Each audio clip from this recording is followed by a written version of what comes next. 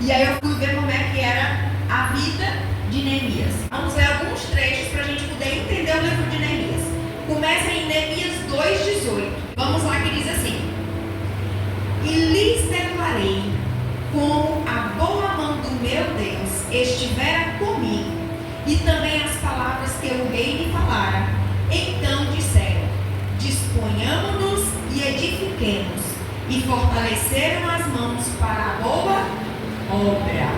Vamos lá em Neemias 4, que vai do 6 ao 9. Vai dizer assim: assim edificamos o muro, e todo o muro se fechou até a metade da sua altura, porque o povo tinha ânimo para trabalhar.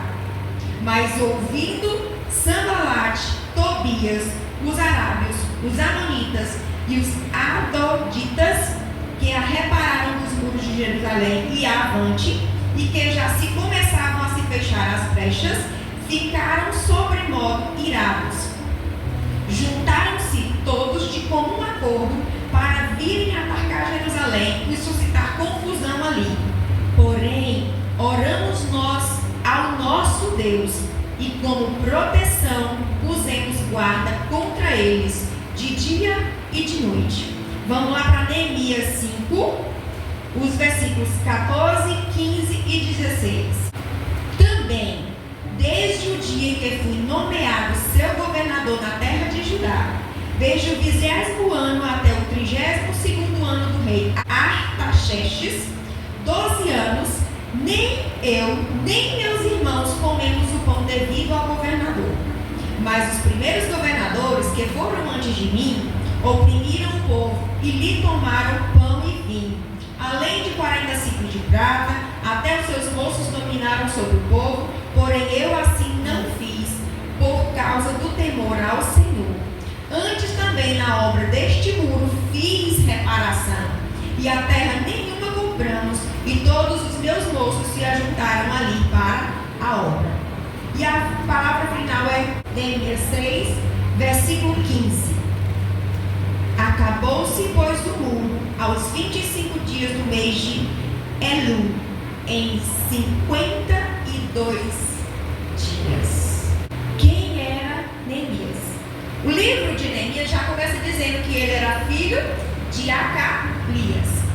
Ele era descendente daqueles que foram levados cativeiro para a Babilônia, e depois, lá na época de Nabucodonosor, que depois esse império foi dominado pelo Medo-Persa. Se você prestar atenção lá no comecinho de Neemias, ele coloca que ele estava no reino de Artaxerxes I, que ele era um dos reis que foi do reinado Medo-Persa. E nós podemos ver que o nome de Neemias significa o Senhor consolou. Também mostra no comecinho de Neemias qual era a sua profissão. Neemias, ele era um copeiro desse rei Medo-Persa, Artaxerxes I, só que ele era uma pessoa de confiança do rei. Ele era um judeu. Seus descendentes foram levados do cativeiro, ou seja, ele estava na sua terra? Não. Mas você vê como é o nome de Deus, né? Ele faz diferença. Que até numa terra que não é sua, ele é um homem de confiança do rei. Mas não era qualquer função que ele exercia, não. Ele era o copeiro. O copeiro era aquele que servia vinho. Mas era só servir? Escolher o melhor vinho e entregar? Não.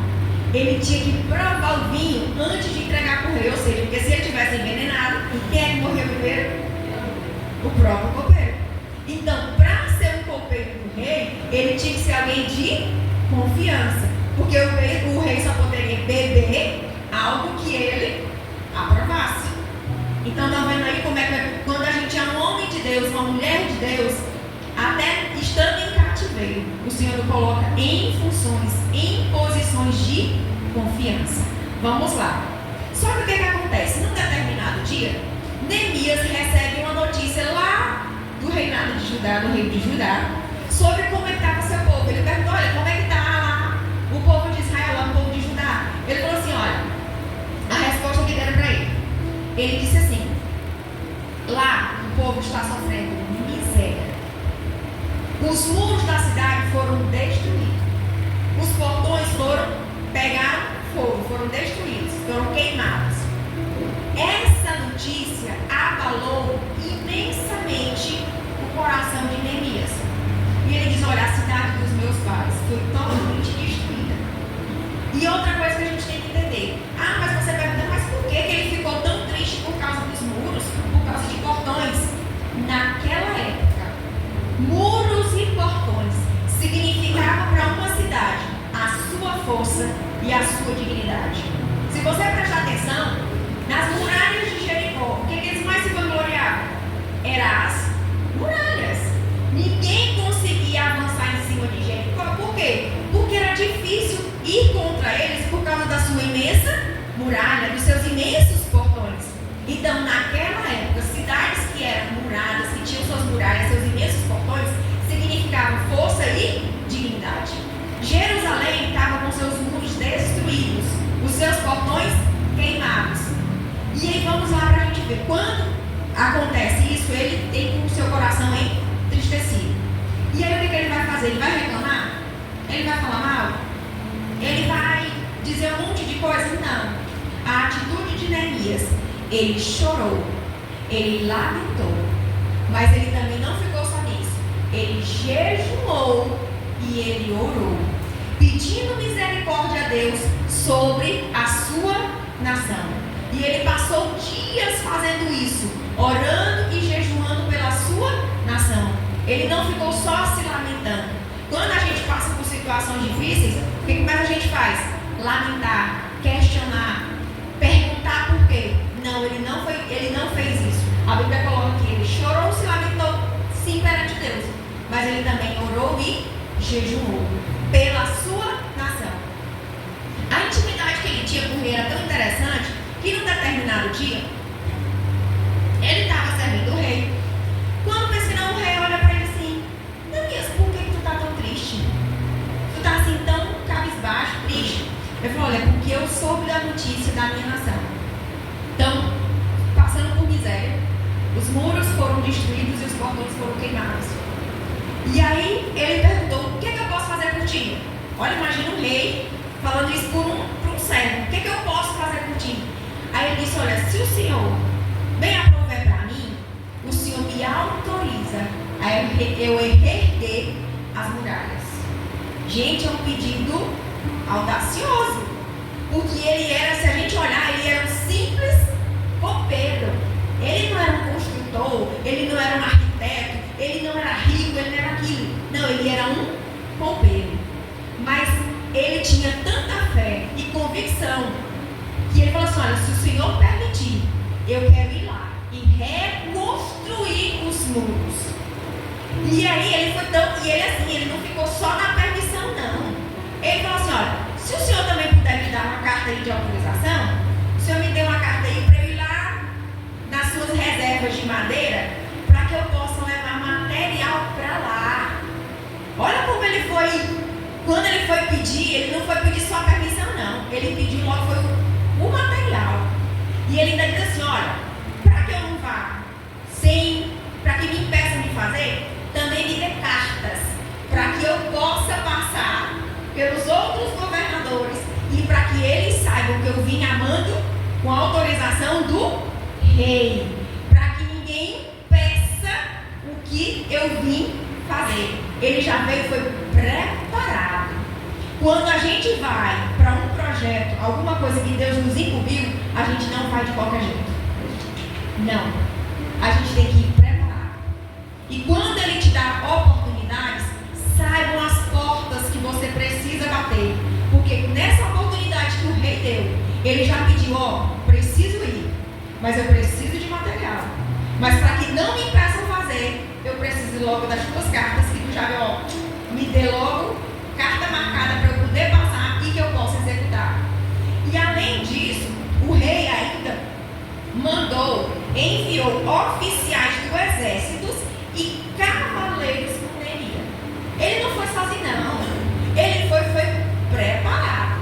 Só que tem um detalhe: ele tinha uma certa relação tão forte com o rei que ele disse assim: agora tem um detalhe, quanto tempo tu quer? Porque assim, tu não vai fazer. Não, eu quero que tu me dê prazo.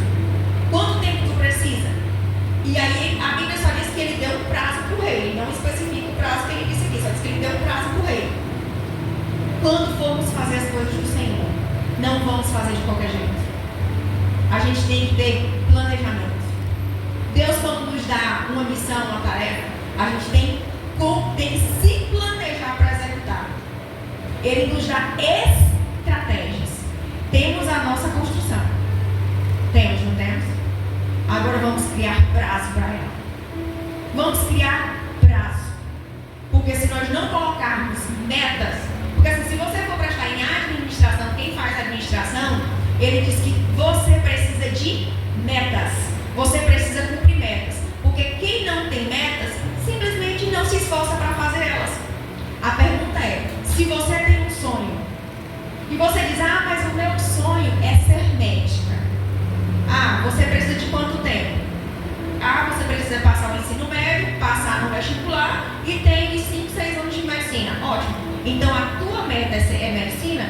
Ótimo, pois tu tem tantos anos para tu chegar lá. Não pode reprovar em um ano. A tua meta vai ser, dentro daquele prazo que é o normal para se chegar, eu preciso ter foco, eu preciso de determinação, eu preciso me organizar, me planejar, para que dentro daquele prazo eu conclua o meu objetivo. A questão de Neemias é, vou construir os muros, os portões, mas o rei diz, eu preciso que você me dê prazo. Nossa construção precisa iniciar, pois vamos começar com prazo para ela. Se queremos ter foco, se é isso mesmo que a igreja precisa, vamos colocar em tanto tempo, em nome de Jesus, essa construção vai sair. Agora a questão é, o que eu acho interessante são as estratégias de Neemias, a gente vai ver lá na frente. Quando Neemias chega lá, ele já começa logo a fazer as coisas?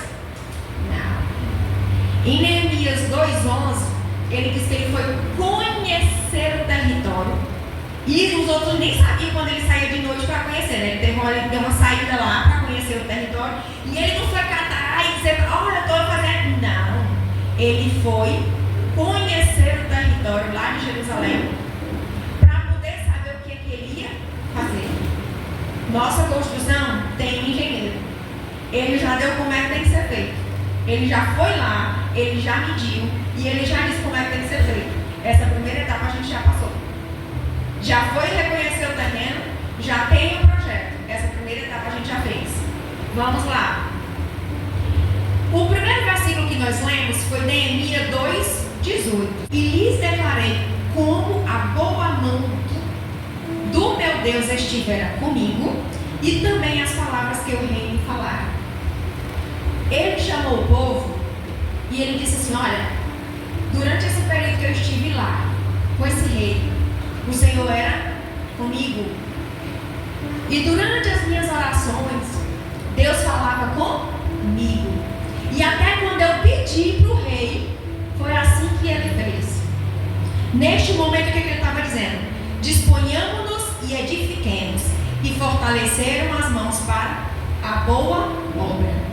Neste momento aqui, Neemias, ele estava fazendo, reanimando o povo. Ele estava dizendo assim, olha, vamos, para começar, eu digo para vocês, é Deus que está no controle. Ele falou comigo, através do rei, ele autorizou, já mandou material, já viemos com as cartas prontas para executar. Agora é a nossa vez de edificar. Vamos levantar e vamos começar. Ele estava animando o povo a fazer. E é exatamente isso que nós estamos fazendo agora. Chamando a igreja aqui. Querem um lugar nosso para se congregar? Que não precisa pagar aluguel?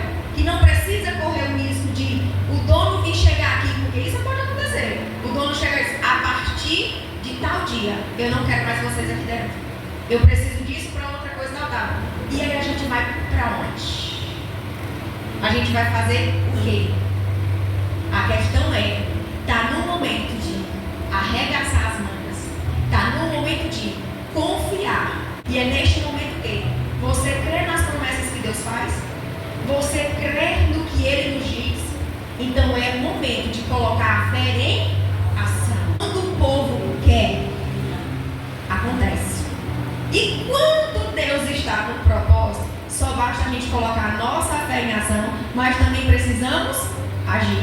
E foi o que Neemias fez. Vamos lá.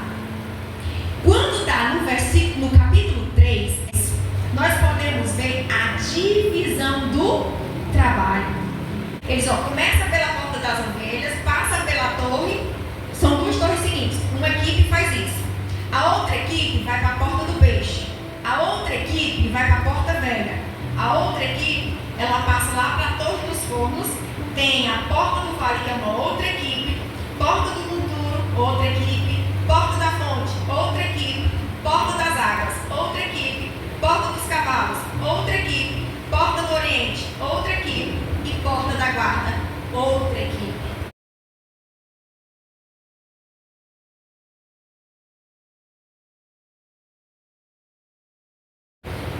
Ele não fez uma coisa desorganizada, não. Quando ele foi para construir, ele falou assim: olha, você fica aqui. Você fica aqui. E ele foi dividindo tarefas, foi dividindo funções. Nossa construção não vai depender de um ou dois ou três. Precisa-se de toda a congregação. Vai ter períodos que nós vamos precisar de multidões. E aí sim, é onde que você nesse dia vai estar lá ajudando na construção. Ah, vai precisar fazer uma coisa? Mulheres vão dar um jeito, crianças vão dar um jeito, homens vão dar um jeito de fazer alguma coisa. Deus tem um projeto, mas também depende das nossas atitudes. Vamos lá. Só que Neemias foi um mar de rosas para ele? Não. Quando Neemias começou a fazer, que ele chegou lá dizendo que ia começar a construção, aí veio 3 pessoas assim, uns enviados, que era Sambalate, Tobias e Gesem. A gente diz que ele enfrentou oposições fora, que são esses 3, mas também ele enfrentou oposições dentro, e a gente vai já entender. Esses 3 de fora, quando souberam que Neemias foi para reconstruir os muros, eles fizeram várias coisas.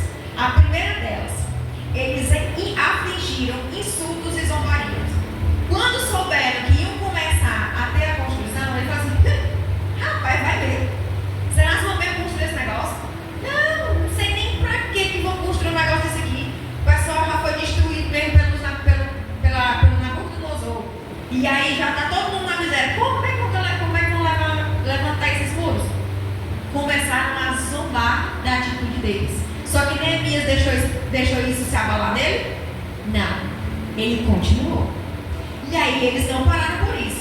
Eles disseram: já. Se você ver no versículo que nós lemos de Neemias 4, do 6 ao 9, diz que eles já estavam numa certa altura do muro. E aí eles viram: olha, Neemias está fazendo. Ele está fechando as brechas. Sabe o que nós vamos fazer?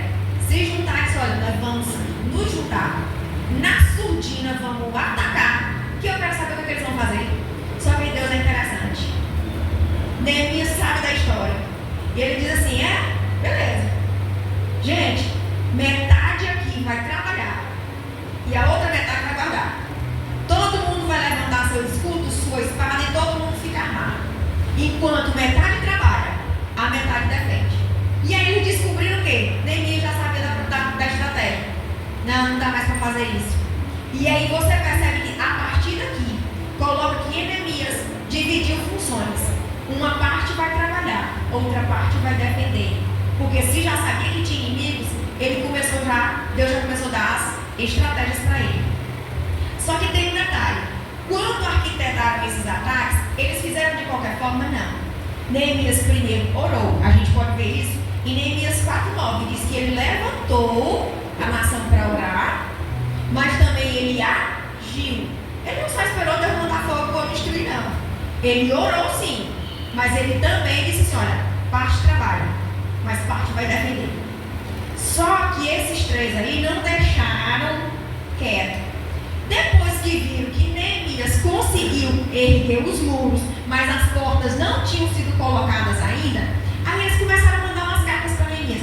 Ei, Neemias, nós precisamos aqui conversar contigo. Mandou uma primeira carta, Neemias: estou ocupado. Estamos na construção, não posso sair. Mandou uma segunda carta: estou ocupado. Estamos em construção, não posso sair. Terceira carta, quarta carta. E aí eles viram que Neemias não ia sair. Por quê? Porque Neemias já sabia que ali era uma emboscada para poder pegar ele. Quando foi na quinta carta, que ele disse que é uma carta aberta, aí o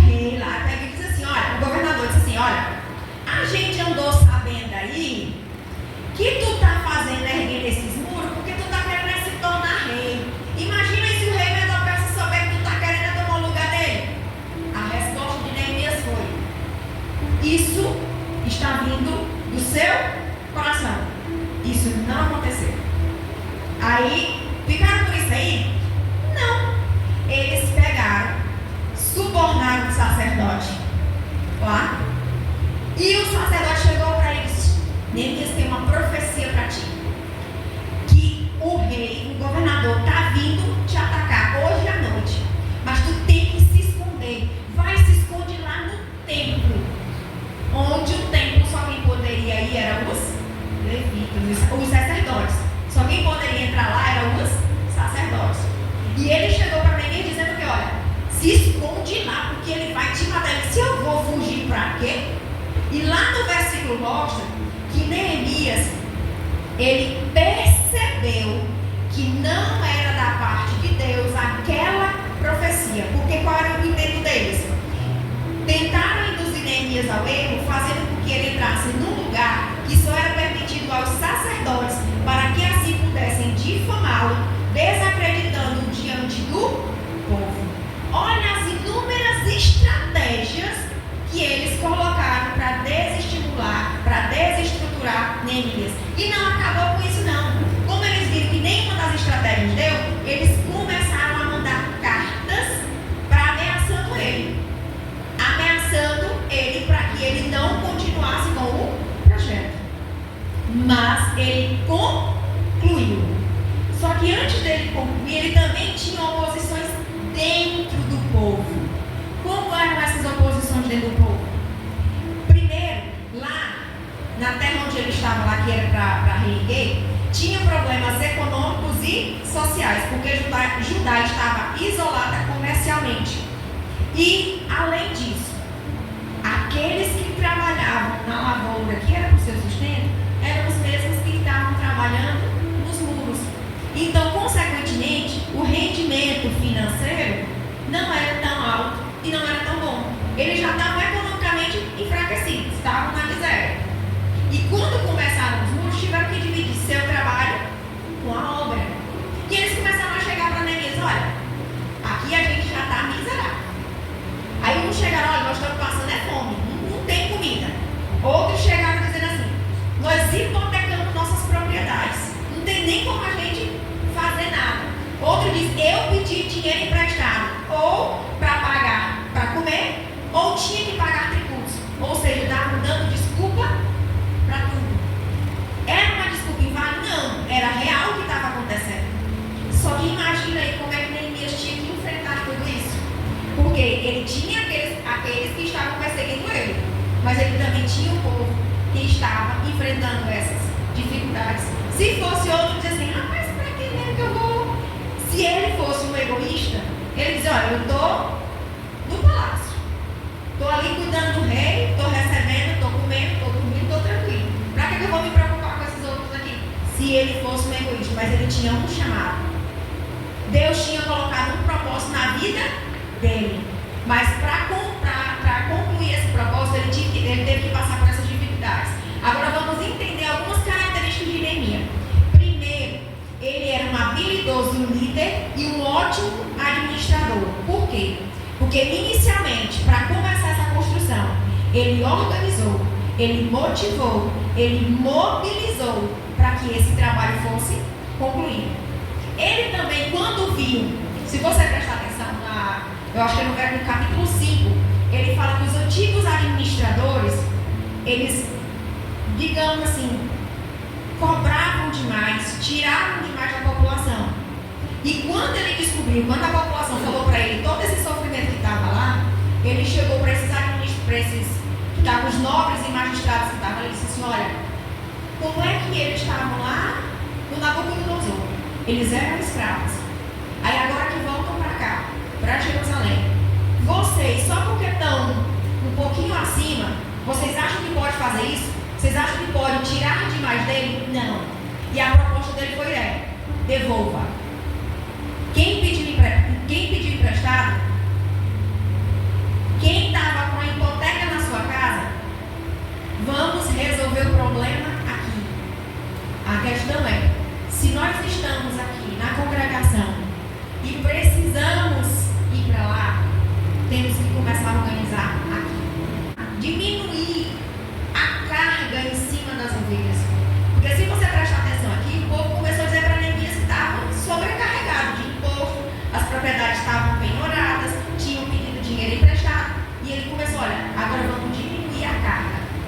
Vamos diminuir a carga. É tão tal que vai ter um trecho lá que ele coloca, ele diz, olha, eu como governador, eu tinha direito de receber meu pagamento. Só que eu não quero nem um centavo do que eu tinha direito. Por quê? Porque eu quero ir para a obra. Eu quero fazer a obra que eu vim fazer. Como governador eu tinha direito, mas eu estou abrindo mão. E ele diz, olha, eu também, mesmo sendo governador, eu também estou trabalhando na construção dos muros. O versículo que a gente leu lá em Neemias 5, 14, 15 e 16 foi exatamente isso que ele diz. Como governador eu tinha direito, mas eu abri mão. E eu também, mesmo sendo governador, eu também estou com a mão no arado. Eu também estou fazendo a obra. E outra coisa que ele diz assim, ele deu um bom exemplo, que foi o que eu acabei de dizer. Abrir mão do que era seu, para poder ir para a obra. A questão do que a gente pode dizer também, é que quando o trabalho foi finalizado, ele fez ações para melhorar a vida em Jerusalém. Primeiro, ele fez um censo. Ele diz, olha, eu quero uma relação de todos que saíram, mas que voltaram. Eu quero saber todos que estão aqui. Eu quero um relatório de tudo, até para eu poder ter conhecimento. Ele também estabeleceu funcionários para contribuir com o governo mais justo nas províncias. Ou seja, eu vou governar, mas eu tenho pessoas que vão estar me auxiliando aqui. Tem o nosso pastor, mas ele também colocou pessoas na questão da construção, para, digamos que, você vai fazer isso, você vai fazer aquilo. Quando for no período que a gente precisar do mutirão, aí é onde entra a mão de todos. A gente vai precisar de todos. E também ele estabeleceu contribuições ao templo, aos levitas, aos sacerdotes. Ele já deixou tudo organizado. A segunda parte que nós podemos ver em relação a Neemias, ele revitalizou a adoração em Jerusalém. Ele fez 3 coisas que eu achei muito interessante. Primeiro, ele pediu que o sacerdote Esdras fizesse a leitura e a exposição da lei. A gente entende que a gente só conhece a verdade quando a gente lê a palavra. O povo estava meio afastado.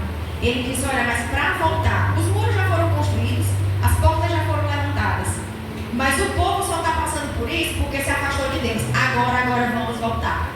Mas como é que diz que é para voltar? Ele começou com a leitura da palavra. Quando fez a leitura da palavra, eu acho interessante que no capítulo 9, se você quer saber a história dos hebreus, leia o capítulo 9 de Neemias, que ele faz um resumo maravilhoso da história dos hebreus. Ele faz um resumo maravilhoso. E aí ele ainda diz assim, ó, a segunda atitude dele, teve a confissão de pecados, que já está também no capítulo 9. E também teve o juramento em que o povo prometeu guardar os mandamentos. E lá no capítulo 10, ele diz quais eram os mandamentos que tinham que cumpridos. Então, para você obedecer, você tinha que conhecer. Ele fez a leitura, deu o conhecimento. Depois que conheceu, ele disse, agora se arrependam. Arrependam-se dos seus pecados. E quando ele aconteceu, aí lá o arrependimento do povo, aí ele diz, agora vamos fazer uma aliança. É uma nova aliança, é uma nova promessa, é uma nova atitude. Ele também é um homem de caráter, mas também é um homem de oração. Se você prestar atenção, a primeira atitude dele quando soube lá de Jerusalém, orou. Quando os inimigos foram contra ele, a estratégia para que ele tivesse de uma parte trabalhar e outra parte se defender, ele orou.